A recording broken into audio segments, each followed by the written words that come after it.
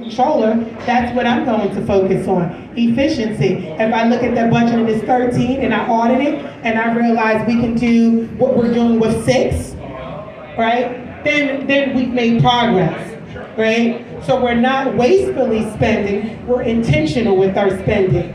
And the goal would be, again, to ensure that we have clear public safety, that all New York City residents are safe from harm, and that's whether it is gun violence in our communities or terrorism.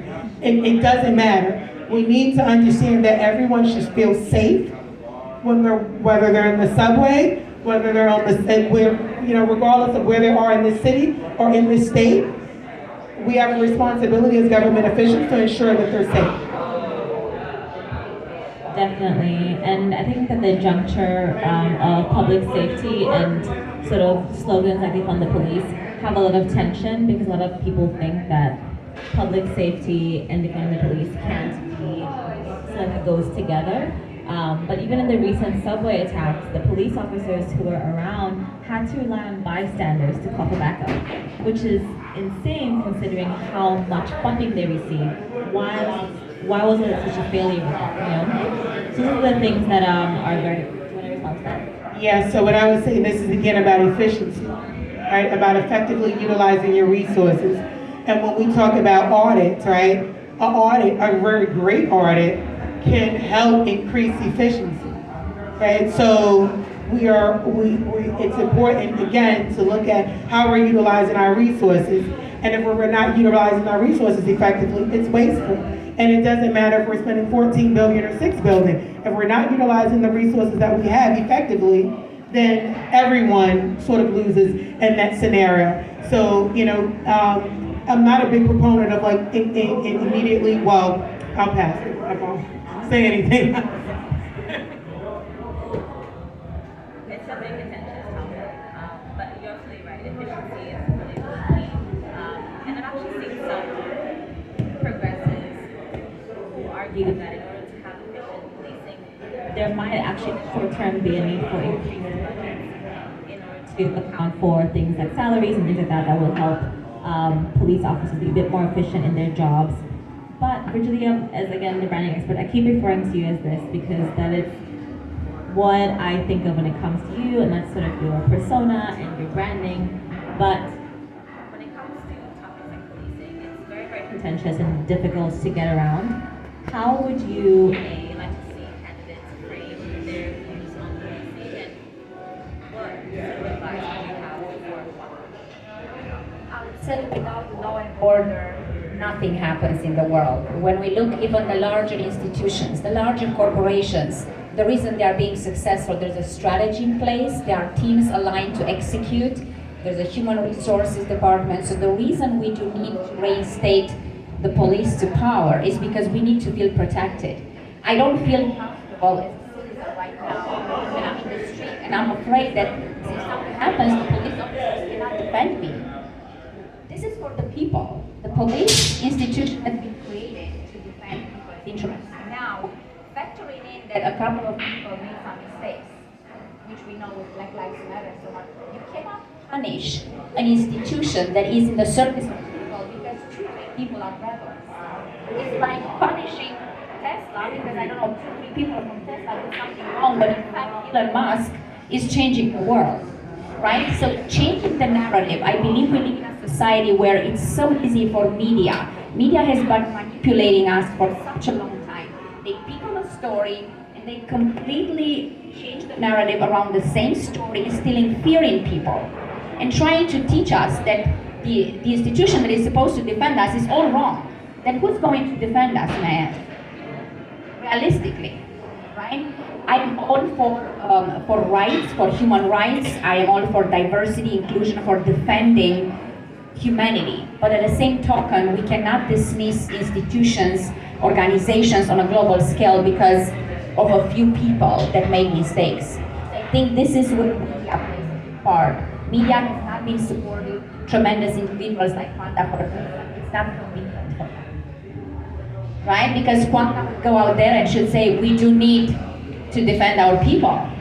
And they don't like that. They like the controversy. That's how they make money. They keep running over and over the same controversial story. we should all live as a community. We should not look at color as much. We keep saying we are advancing so much in terms of technology. Humanity is moving so fast. We still think like Homo sapiens. Right? I'm from an ex-communist country. I've seen the worst. I've seen people being shot in the street. I did not have freedom of speech or to travel until I was 14 years old. So I look at things holistically. So that's why we need Kwanda. I'm 100% in Kwanda.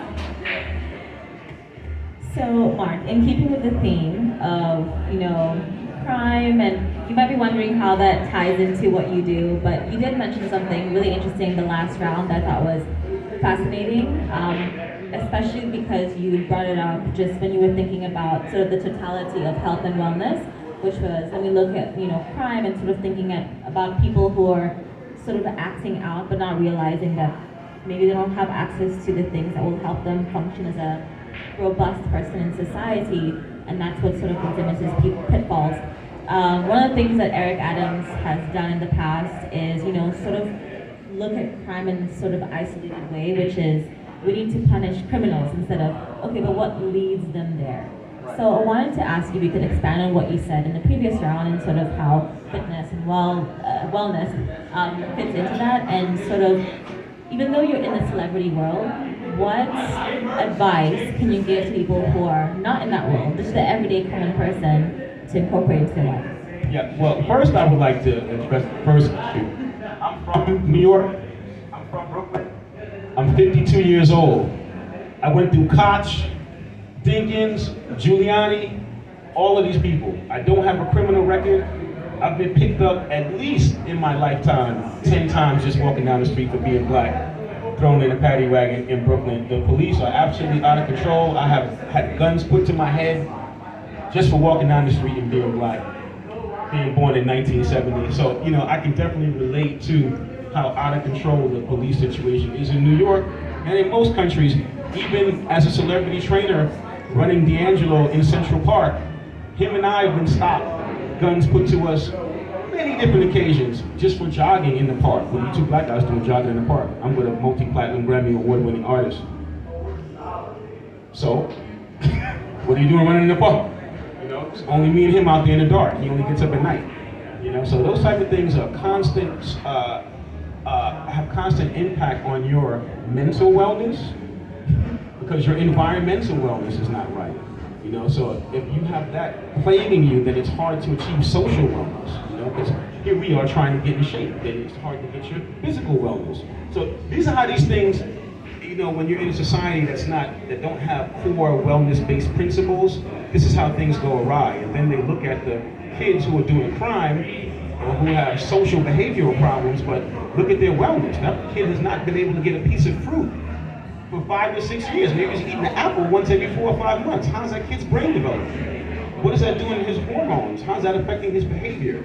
Now, let's just put him in jail because he's acting out. Let's not address the years of neglect and environmental discrimination, because that's what it is, because it's only the black and African American and low income neighborhoods that have food deserts. So let's be clear about the discrimination aspect. And that's how your wellness can affect your whole life. If it wasn't for me joining the military and getting out of the hood, I'd probably be dead or in jail now like the majority of my friends. So I was able to change my environment, and that in turn changed the whole course of my life, and that's why I'm so passionate about wellness now, and it's so synced with Kwanda, because she has the same core wellness values. Absolutely, could not agree more. Wellness is such a holistic subject when you're speaking about what leads people to being more well off than others, and so definitely appreciate you touching on that. Now I know we're almost at 8 o'clock. I wanted to just open it up to anybody who has any questions for the three lovely people sitting up here.